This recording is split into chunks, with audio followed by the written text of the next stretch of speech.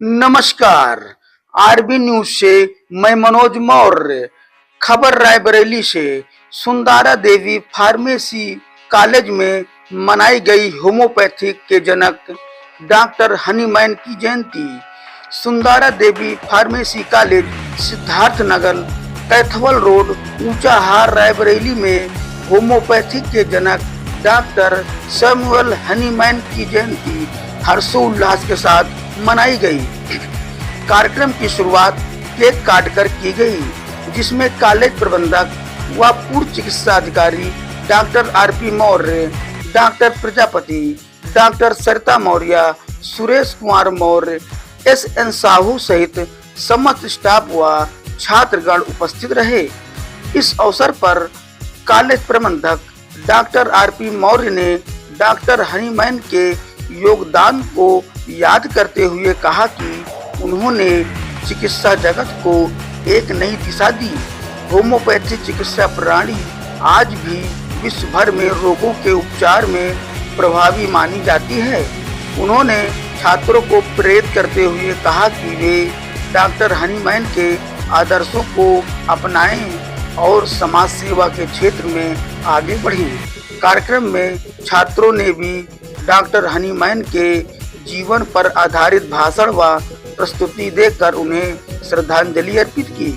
पूरे आयोजन का माहौल श्रद्धा व उत्साह से भरा रहा। तो इन्होंने पहला जो उस समय आर्टिकल लिखा था, वंडरफुल स्ट्रक्चर ऑफ पाम, ये उसका शीर्षक था, वंडरफुल स्ट्रक्चर ऑफ पाम, यानी कि हाथ का जो है वो, और वो बुक जो है आज भी ये बच्चे की लिखी हुई बुक है और आज भी वहां पर पीएचडी के स्कॉलर उसको पढ़ते हैं। ये उस समय की बात है जब ये स्कूलिंग, मतलब हाई स्कूल, इसके बाद तो कॉलेज आता है ना, तो स्कूली शिक्षा जो है वो आप सोचो कि वो कितने इंटेलिजेंट थे। तो आगे पढ़ना चाहते थे लेकिन पैसे का अभाव, लेकिन लोगों ने पिताजी को, परिवार के लोगों को थोड़ा से मोटिवेट किया कि ये बहुत टैलेंटेड है, इनको आगे बढ़ाइए। तो जो भी पैसा था वो लेकर चले गए पढ़ने के लिए मेडिकल उसमें।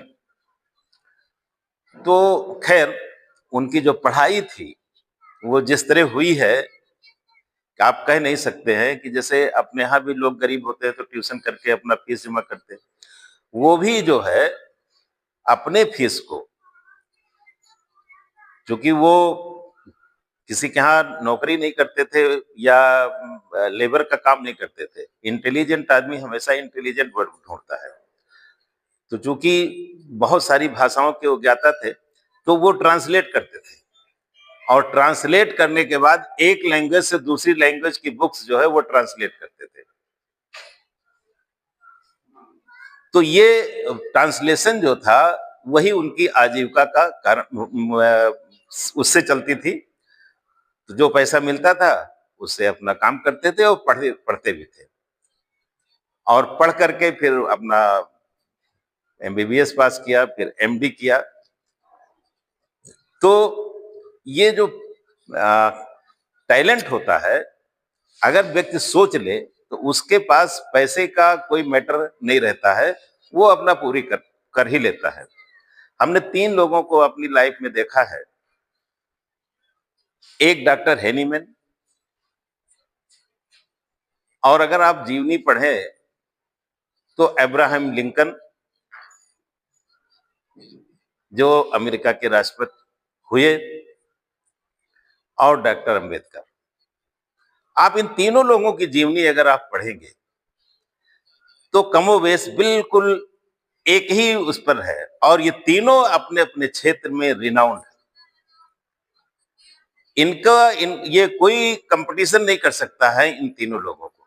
जिन अभाव में ये तीनों लोगों ने अपना कैरियर शुरू किया और उच्चतम स्थिति को पहुंचे हैं, वो विश्व में आपको जल्दी उदाहरण नहीं मिलेगा। तो मैं बार बार इसलिए कहता हूं कि अगर हमारे अंदर टैलेंट है तो उसको दुनिया का कोई आदमी रोक नहीं सकता है। वो एक ना एक दिन बाहर आएगी, अवश्य आएगी। बस ये है कि हम उसको किस तरह से निखार पाते हैं।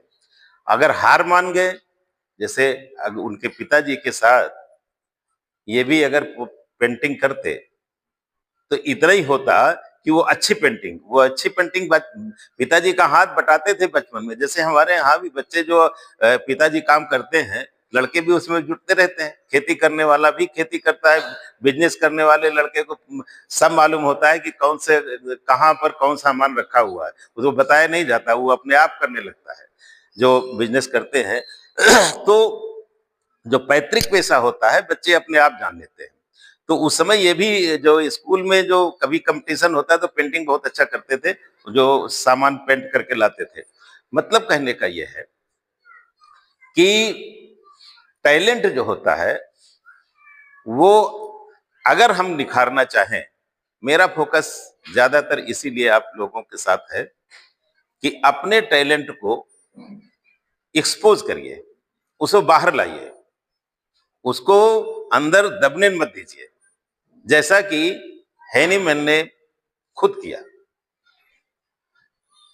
और आप जानते हैं कि वो एमडी करने के बाद प्रैक्टिस किया और उन्होंने देखा, देखिए अगर व्यक्ति मानवतावादी है, उसके अंदर ह्यूमैनिटी है, मनी माइंडेड नहीं है, तो वो हमेशा दूसरे के वेलफेयर के लिए सोचेगा। जैसे और एमडी डॉक्टर एलोपैथ के जर्मनी में कमा रहे थे, उससे बच्चे अच्छी प्रैक्टिस इनकी चल रही थी, तो क्या जरूरत थी कि उस प्रैक्टिस को छोड़ करके एक नई चीज करने की। लेकिन उन्होंने जब देखा कि हम दवा देते हैं, वो बीमारी 10 दिन के लिए ठीक हो जाती है, फिर लौट के चले आती है, फिर ठीक होती है, दवा देते हैं, फिर ठीक होती है, तो पैसा तो मेरे पास आ रहा है लेकिन मरीज तो परेशान हो रहा है ना।